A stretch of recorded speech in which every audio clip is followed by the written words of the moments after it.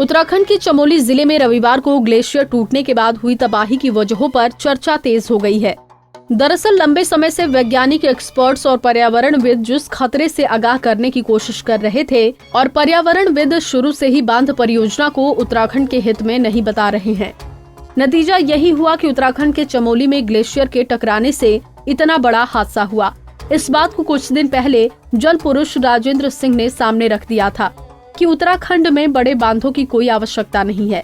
उत्तराखंड में चाल, खाल और छोटे तालाब जैसी योजनाएं बनाकर पानी को रोका जा सकता है। उन्होंने इस बात पर जोर दिया था कि आधुनिक जरूरत के हिसाब से चाल, खाल जैसी परंपराओं को आगे बढ़ाया जा सकता है, जिससे हमारे पहाड़ सुरक्षित रह सके और बड़ी आपदाओं से आसानी से निपटा जा सके। उत्तराखंड को विकेंद्रित जल प्रबंधन चाहिए।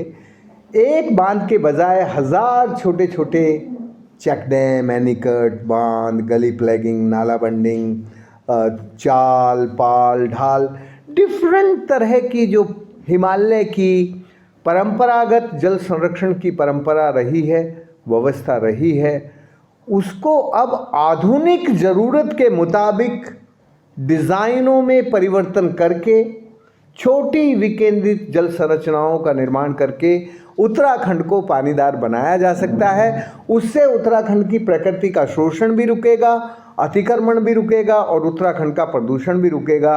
उत्तराखंड देवभूमि है। यदि इस देवभूमि को हम देखें तो उत्तराखंड जिस आस्था के कारण देवभूमि बनी है, उस आस्था को बचा के रखना जरूरी है।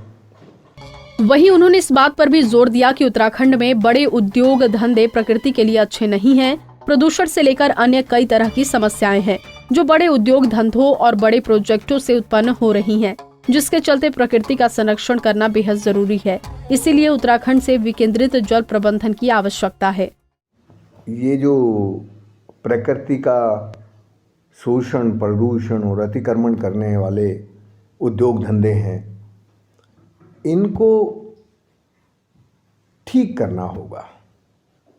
ये प्रकृति का शोषण करके कुछ लोगों को शोषित बनाते हैं और कुछ को लाचार, बेकार, बीमार करके उजाड़ देते हैं।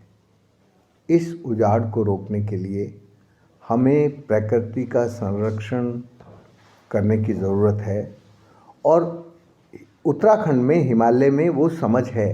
आपको बता दें कि चमोली में ग्लेशियर टूटने से भारी तबाही का मंजर है।